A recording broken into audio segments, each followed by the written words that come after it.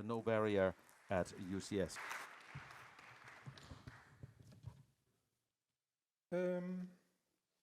Hallo. Hello.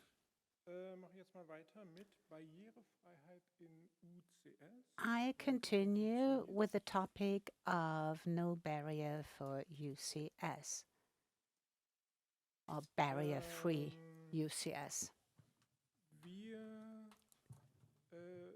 Barrierefreiheit Well, für Univention, for Univention, accessibility or barrier freedom means that all users, independent of their possibilities, should be capable of using our surfaces.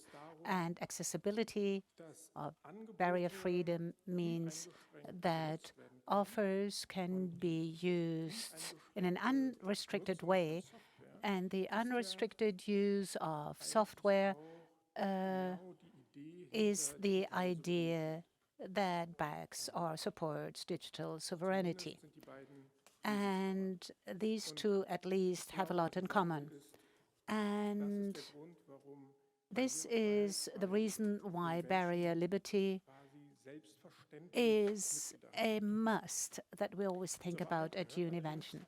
However, we have to admit that to make accessibility or barrier liberty really available means an awful lot of work, and this work is something that we have only really focused upon within recent months.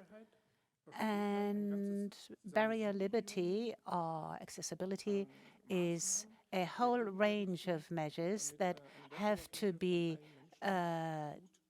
implemented so that a web front end can be used by many different users.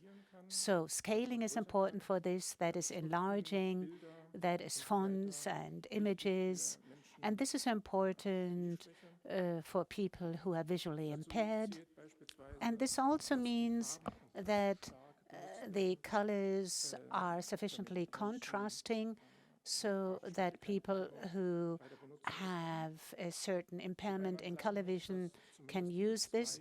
And at least these, I think there's a slight problem. Okay. And these two points mentioned have been quite well implemented under UCS4, but accessibility means more.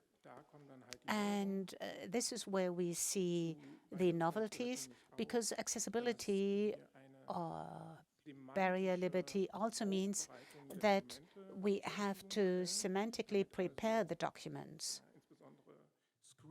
so that screen readers know what we mean with our surfaces, and so that they can read it out okay and in a good way for people who are hearing impaired. And it's also important to have a keyboard navigation that makes sense so that people who cannot use the mouse are no longer excluded.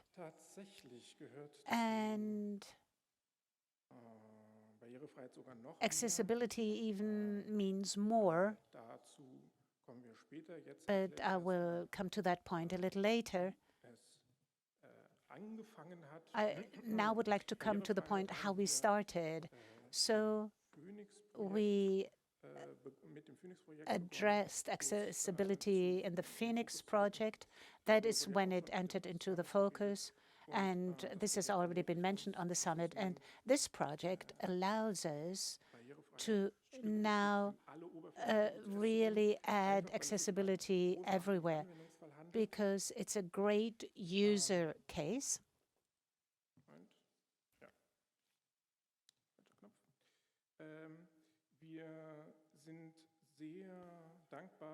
And we are very thankful that we can collaborate with Dataport and other companies, but Dataport in particular has far more experience in this area of accessibility, and we're in close contact with them during the test phases, and thus we really collaborate very well.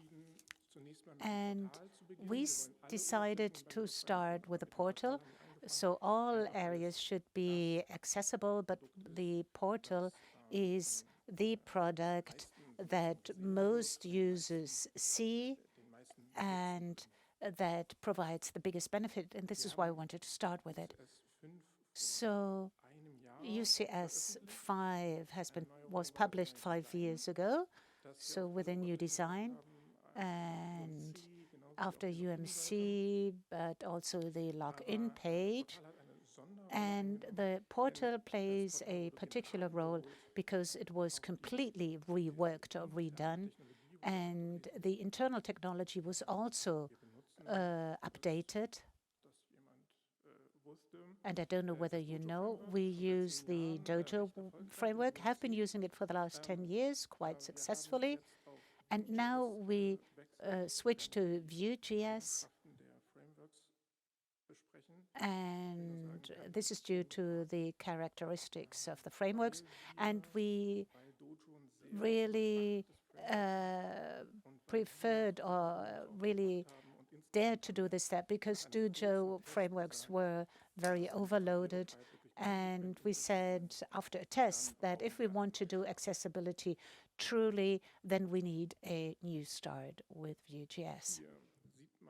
And here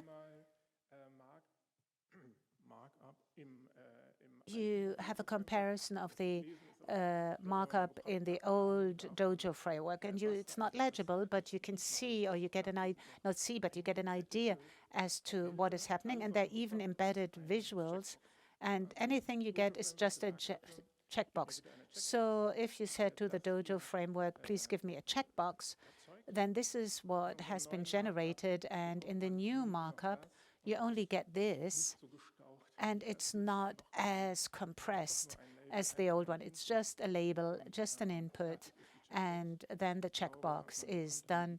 So you get an idea as to why we prefer this new option and got away from this framework. And here, to get some semantics into that tree would have been really difficult. And we've spent many, many hours to port the different elements, because here you only see the checkbox, and we still haven't completed the task. And this, despite the fact that this development started before UCS 5, where we had the Phoenix portal, and despite the fact that we had a whole year of time, we still have not yet reached the end. The second point that I would like to address, that is following semantics, is the navigation of the keyboard, and especially the one that makes sense. It's difficult to describe, and I will switch to the browser, and I can show you now live what this is all about. Just a second.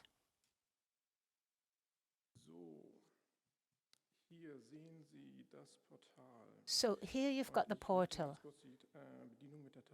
And I just want to show you the different keyboards. So tab allows you to go through the different elements. You can open the menu, and then you can use the arrow tabs up and down, but also to the right and to the left. Okay, and this is working as well.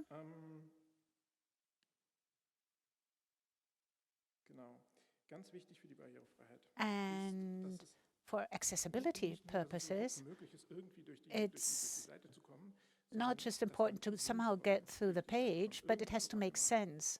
Somehow you will always get to the elements. But the question is, what happens if I go further down, for example, and then here suddenly I open such a folder? Because when I press enter, I get into this folder and I can tap through. And here, once I reach the last element, if I tap again, then I should definitely not get back into the portal or the background. So what we did is that we get out of the page And once we're in, we're back into the folder again. What's even more important, if I exit via escape, then I'm back on this chart and not on the first element of the portal. So not in a situation where you might feel completely lost. And what I could not show you is our screen reader support. Okay, I can't prove it, but you have to believe me, as soon as I focus on one of the elements, the screen reader is reading out on a tile. All the information pertaining to the tile will be mentioned, editing modes and describing the functionality. So this is also something that we did.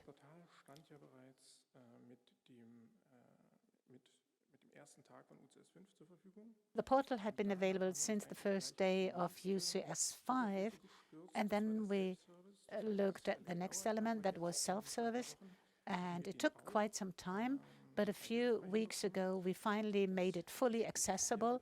And what is so special about this one is that we implemented it along the style of the portal. So again, we integrated this into the portal. It's got its own page, but what you can do now is that individual parts of the self-service can be integrated into the portal if you'd like. And then we get all this barrier liberty or accessibility. Okay, maybe the session should not have been completed, but maybe I can do it with this one. Yeah, here. So what you see here is exactly the same. So you've got keyboard navigation, focus handling, and so on. So all this is given to you as a present. And what I can also show you, and we're really proud of this, is the ET mode. So you want to edit a portal, and what you see now is that you can now shift elements. You press this, and then you've got the possibility to move these things. It's nice. Okay, unfortunately, my session had been completed, and it's no longer working, but theoretically it works once you've got the proper session. And what you can also do, you can get this through the keyboard. It's a drag and drop feature, which cannot really work well, drag and drop. But this is difficult for people who cannot move a mouse. But what you can do is you can move these using the keyboard also across categories. And okay, practically, I unfortunately cannot show this to you, but I think this shows quite clearly that the feature that we implemented for accessibility is really beneficial to all users. Okay, and this is actually everything I wanted to show you about the UCS browser. Okay, we had self-service. Okay, but an outlook into the future. We identified the next front end that we would like to work upon. That's UDM. That is user and group management. How exactly we're going to do this, we do not know yet, because there will be an awful lot of work entailed. That is to make this completely accessible. But I can only tell you that we've started porting individual elements, and that this is something that we will offer in future. However, I cannot give you a date yet. And the similar attempt for UCS at school, all front ends will at some point in time be converted. We're working on it, but for UCS at school, you have to see that we will use the area first approach that had been discussed. So we have additional difficulties that we have to overcome for the next edition. And again, I'm not able to give you a date yet. Okay. I think that this is it, but I would still like to show you this slide because this is also part of accessibility. And the point that I've highlighted here is easy language. Easy language means that you do not have any convoluted sentences, but also easy words in general. And it's also part of the accessibility. And so far, we didn't put a priority on easy language because the content of the portal is something that the portal generates itself. So if you want to create this, then you have to look at the tiles because own text in the portal is a rare thing. But this is something that might come in the future. So we do not only have to port more surfaces, but also have to implement accessibility. So there's still a lot of work ahead of us. And as I've still got a couple of minutes to go, and this should have been the last slide, but I still would like to use then this opportunity to briefly tell you a story about accessibility. And our experience was that when you implement accessibility, that sometimes less is more. The documents on accessibility are, well, let's say, quite comprehensive. And if you really wanted to implement everything they said, you would never reach the end. So for the implementation of accessibility in the portal, we were supported by Dataport. I already told you that. But we also collaborated with a person from the community who checked and tested our portal, and also to see whether this is usable for blind people. And I would like to thank Patrick. Patrick, your help was very, very welcome. And during these tests, we sometimes found out that if you only stick to the HTML standard and don't trust the screen reader, then you would make far more progress than if you implemented everything yourself. So on the one slide, there was the old markup, and you saw how much you can add on top. And the more you do, the more you have to make sure that the individual elements themselves are accessible. And if you stick to all the standards, the more the screen can then really use its muscles or become intelligent. And this is something that really helped us in the development. And I think these are my closing remarks. So thank you very much for listening, and we'll meet.